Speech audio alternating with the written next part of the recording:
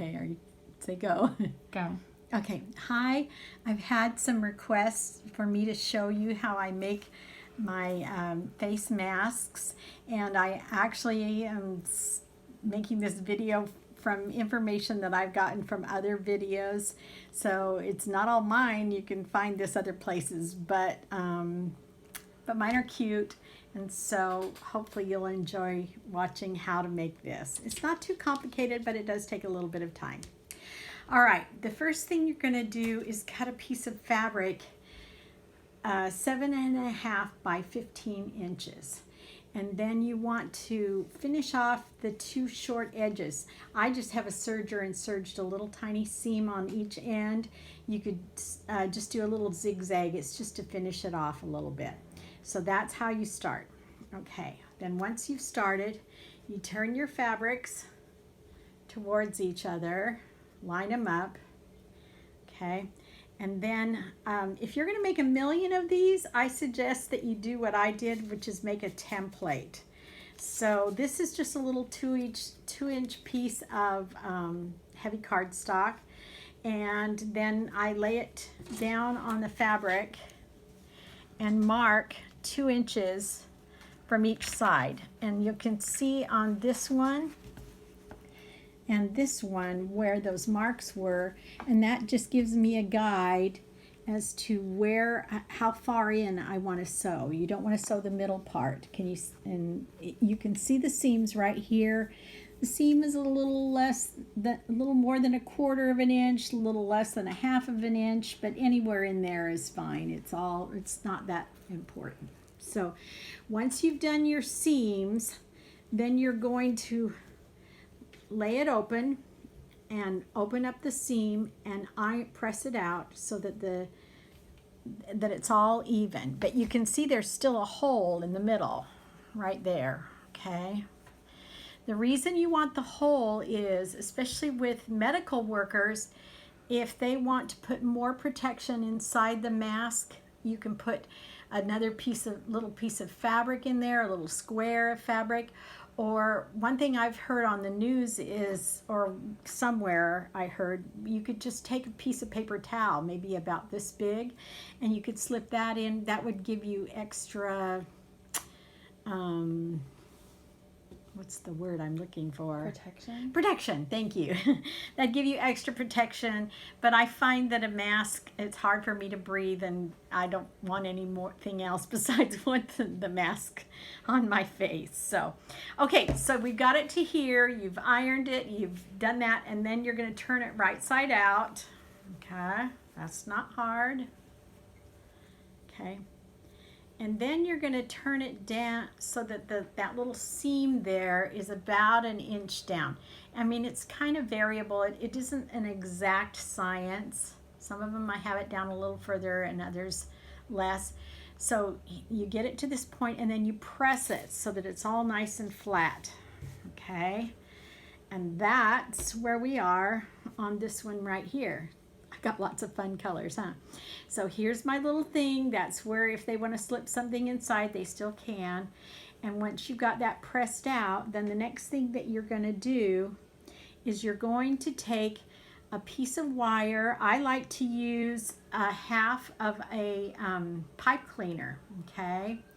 And I take the pipe cleaner and I slip it inside.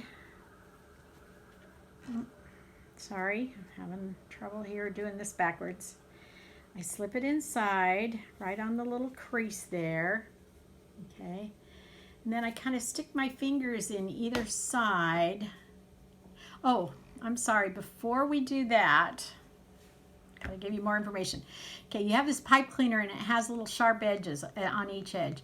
So that they recommend, if you use pipe cleaner or even wire, that you bend it in. If you're using just wire, you might want to even bend it twice. So this is a 6-inch pipe cleaner here, but I usually just bend it once because that seems to be enough that you're not getting any sharp edges. Okay, back to slipping it into the inside. Okay, you slip this to the inside up at the top, and then I just kind of feel and look at it, and you can slide it back and forth till you feel like it's pretty even. It's not an exact science. It doesn't matter that much, you know, if it's exact, because you're going to bend it just over the nose. So, and it's plenty long for that. So, okay, so once you've got that in there, then you go to your sewing machine, okay?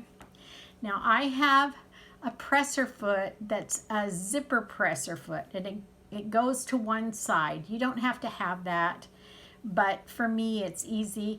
I stitch a little bit over this side of the pipe cleaner, then I come all the way down, all the way across. The pipe cleaner is still all the way over to here, and then I stitch right to this side.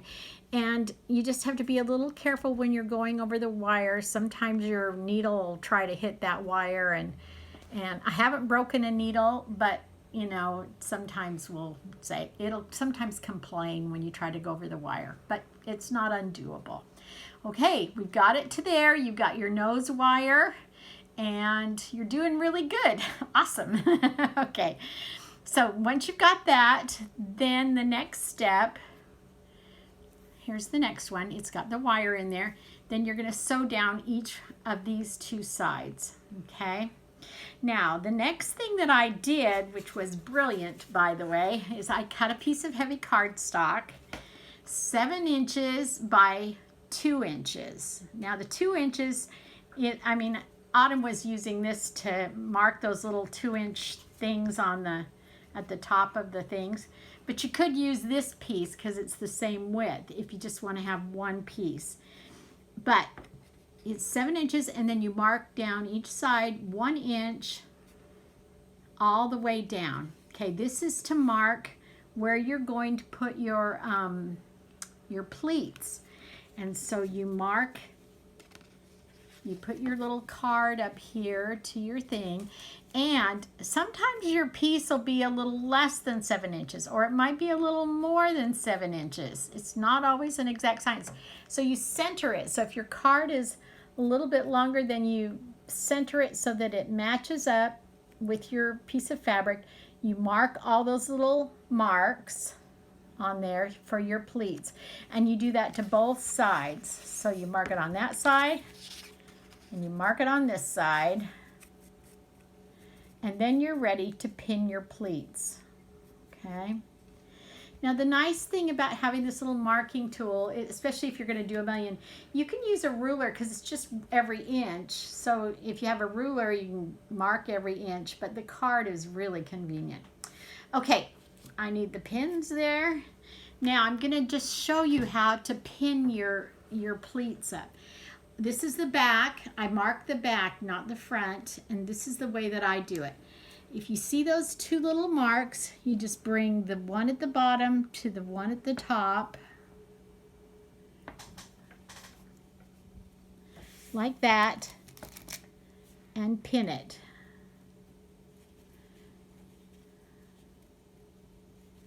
Same thing with the next one.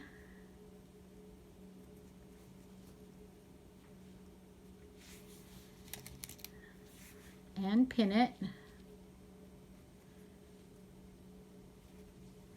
And then the third one.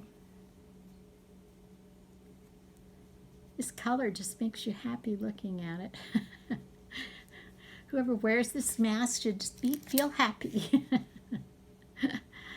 There we go. And then you do the same thing to the other side. Here we go. Are you getting this on them? Move it here. Oh, okay. And put it down flat so I can... Okay, let me get the... This is terrible footage. Okay, so there's my next pleat. Right there. How's that? Better. And that lined up pretty good, I guess. Okay, here's my next little marks right there. And you pin that one. And then we do the last one. Now when you're doing this, you can look at it and make sure you got everything straight and lined up. I was kind of wonky there while I'm laying it out. Okay, can you see how beautiful that looks? Awesome. Okay, so once you get it to there, then you're just going to baste across or stitch across each end. so that they're all ready to go, that your pleats are all ready to go. All right, and then it looks like this piece right here, and you press it so that all the little creases look nice and it's all ready for the next step. Okay, now we get to the other part that's a little bit more difficult. I sometimes use double wide bias tape only because I had a million different colors for another project that I did quite often. I made hot pads, and the double wide just works really well for that. But you don't have to use bias tape. It doesn't even have to be on the bias. It can be just another piece of fabric like this is right here. And if you just cut a piece of fabric, then you cut it 2 inches by 5 inches. And otherwise you just cut a little 5-inch piece. Or you can do it with a little less because this leaves quite a bit of... 2 inches by what? Oh, 2 inches by 5 inches. You could do it with a little less. This is kind of a lot of extra hangover. I've done it 4 3/4 inch, but whatever you decide to do, if it makes you feel better, just do 5 inches. Okay, so then you're going to lay your bias tape down, pin it here. You're going to turn the 2 sides over and stitch across here, okay? Once you get that all stitched, then the next thing you're going to do is you're going to trim away a little bit of this. I don't know if these scissors are as sharp as my other ones that I use usually. There we go. Good job.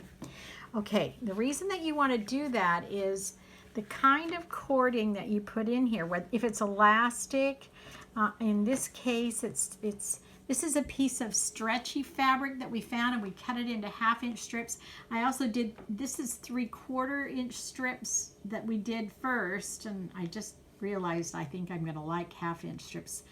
Any kind of knit fabric that doesn't fray you could use. These were elastics that are like this, Revlon Stronghold extra long elastics. And I made a whole bunch of them like that, and I'll explain the little things there in a minute here. But anyway, so if it's the elastic you lay out, then you're going to put that down like this, fold it over, and fold it over. And then that gives space for that elastic to fit. If you just have regular elastic, that's fine too. You can, but I'm not quite sure what length to tell you to cut on that. You're going to have to kind of figure that out and adjust it for regular elastic, because different kinds of elastic have different amounts of stretch. Different kinds of fabric have different amounts of stretch.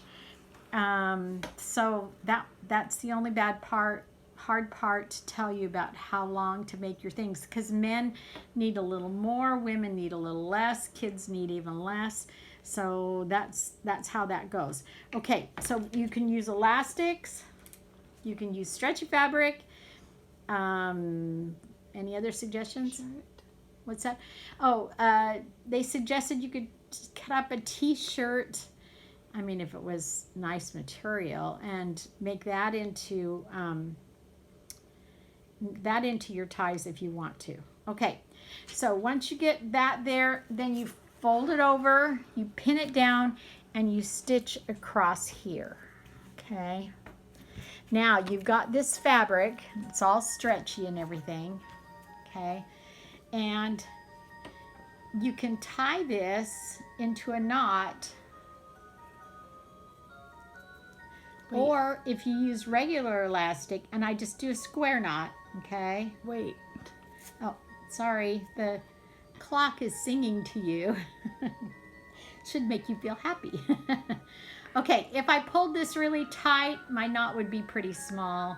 I would trim off the little, try and not leave as much of the ends as you can for however much you need. And then you can just slip that through so that the knot goes inside of the casing. Okay, you can do that with elastic too. especially if you have small round elastic or whatever. Okay, so when you get it to that point and you've sewn that, then your mask is ready and it looks something like one of these, okay? There's the front of the mask. Now, one of the things that I figured out was these elastics are a little bit long for everybody, if everybody uses them. And I had this chain. What did I do with the chain on them? Oh, I had this chain. I have a big piece of the chain, but this is the chain. I just had this in my craft things, and I thought if I put one of these little, put this through one of these little loops like this, then you could push that loop up or down to adjust how tight it is on your ears. And then I put one other loop on the top so that this one wouldn't fall off. So that if somebody needed it all the way to the end, this little loop wouldn't fall off of the elastic. And I have jewelry little pliers, but you could just use little pliers. You take the thing and you just open it and then you close it back up so that you can use the little rings. And it took a little bit to get the elastic over it, but it wasn't that hard. Kind of wrecked all my nails though. So that was what I originally designed and thought that was pretty cool. Then when we started using this fabric instead of the ties, I put the knot on the inside and had it the same way with a little ring at the top. And Autumn suggested, why don't you leave the knot on the outside, and that way they have something more to hold on to when they're trying to adjust this, not just that little ring at the end there. So that's why we have the knot on the outside. I don't know if it looks as good, but this holds pretty good. I mean, it doesn't slide when you put the thing on, but this is one of the bigger ties. I don't know what's going to happen when we're using the smaller ties. I haven't tried that yet. So that's the elastic, and then you've got a really beautiful looking mask. When you pull it open, just looks great, and it fits over the nose really well. Put it on. Oh, all right. Okay, putting it on. I can't put them on with my glasses on. Okay, I'm adjusting the little ears thing.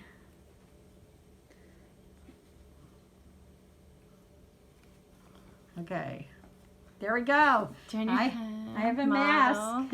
Modeling the mask. So, yay! I can't breathe, but I have a mask.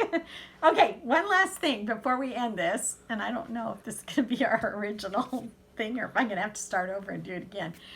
Okay, they say that medical workers like to have a different fabric on the back than on the front because they don't want to put it on and then, pick it up and accidentally put it on the same way or the opposite way.